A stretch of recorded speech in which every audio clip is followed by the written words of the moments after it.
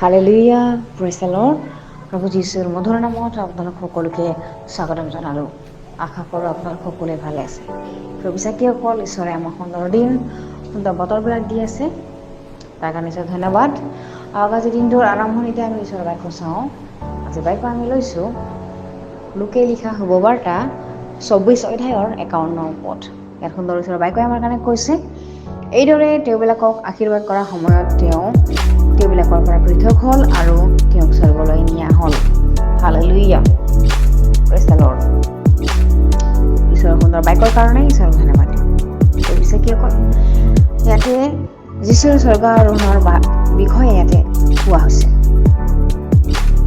তেওঁ স্বৰ্গলৈ যোৱাৰ আগতে তেওঁৰ শিষ্যবিলাকক কিছুমান কথা কৈ গৈছিলে আৰু আশীৰ্বাদ কৰি গৈছিলে।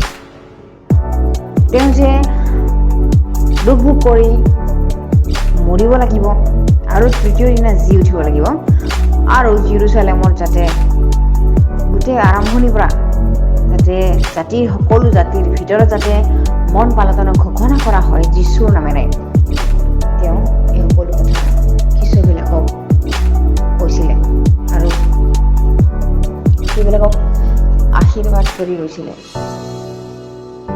তেওঁৰ হাত দাঙি আশীৰ্বাদ কৰিছিলে। প্ৰভু বিশ্বাসীসকল, তেওঁ মৰম লাগিছিলে যে শিষ্যবিলাক এৰি যাবৰ কাৰণে তেওঁ মৰম লাগিছিলে, আৰু তেওঁ যিহেতু ইমান দিন থাকিলে শিষ্যবিলাকৰ লগত, সেইকাৰণে তেওঁ দুখ কৰিছিলে, মৰম কৰিছিলে, সেইকাৰণে তেওঁ আশীৰ্বাদ কৰি গ'ল।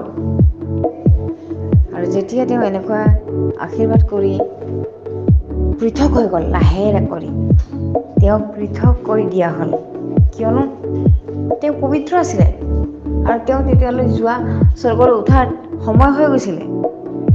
তাৰ কাৰণে মানুহবিলাকে চাওঁতে চাওঁতে তেওঁক পৃথক হোৱা দেখা পালে আৰু স্বৰ্গলৈ তেওঁক লাহে লাহে ঘৰ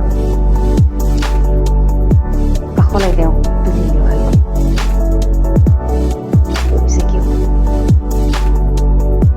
আমাৰ ঈশ্বৰ তেওঁ হ'ব পাৰে আমাৰ পৰা পৃথক হৈ তেওঁ স্বৰ্গত গ'ল, কিন্তু তেওঁৰ যিটো আত্মা আমাৰ কাৰণে পঠাই গৈছে, তেওঁৰ যিটো পবিত্ৰ আত্মা আমাক তেওঁ পঠাই গৈছে, তাতে আমি যিটো অকলে আমি কৰিব নোৱাৰোঁ, সেইটো পবিত্ৰ আত্মাই আমাক সহায় কৰে।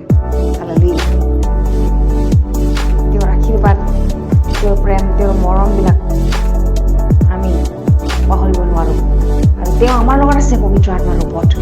Hallelujah, praise the lord. সেইকাৰণে তেওঁৰ যিটো আমাক কৈ গৈছে, তেওঁৰ শিষ্যবিলাকক তেওঁ কোৱা মানে আমাকে তেওঁ কৈছে। যিবিলাক আজি আমি বাইবেল পঢ়ি আছোঁ, বাইবেল অধ্যয়ন কৰি আছোঁ, আমাৰ কাৰণেই কৈ গৈছে তেওঁ। হালেলুয়া।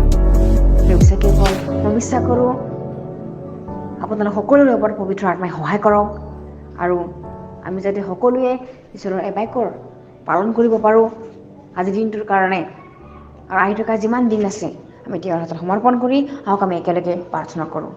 ধন্যবাদ প্ৰভু, তুমি ধন্যবাদৰ যোগ্য, প্ৰশংসাৰ যোগ্য, দয়ালু ঈশ্বৰ, কৃপালু ঈশ্বৰ। তুমি যে আমাৰ পৰা প্ৰভু দূৰত আছা, তথাপি তুমি আমাৰ ওচৰত আছা। তোমাৰ পবিত্ৰ আত্মাই যে আমাৰ লগত আছে, তুমি যে আমাক অকলে এৰা নাই প্ৰভু। ধন্যবাদ দিওঁ প্ৰভু, তুমি যে আশীৰ্বাদ কৰিছা, তুমি যে আমাক সকলোবোৰ অনুগ্ৰহবোৰ দিছা, তাৰ কাৰণে ধন্যবাদ দিওঁ প্ৰভু। ধন্যবাদ প্ৰভু তোমাৰ প্ৰেম অনুগ্ৰহৰ কাৰণে। আজি দিনটো সকলোৰে ওপৰত, শূন্যতা কওঁতা সকলোৰে ওপৰত তুমি আশীৰ্বাদ কৰিবা। এই সকলো যাচনা নাচৰতে প্ৰভু যীশুৰ নামত খুজিছোঁ, আমেন। Praise the lord.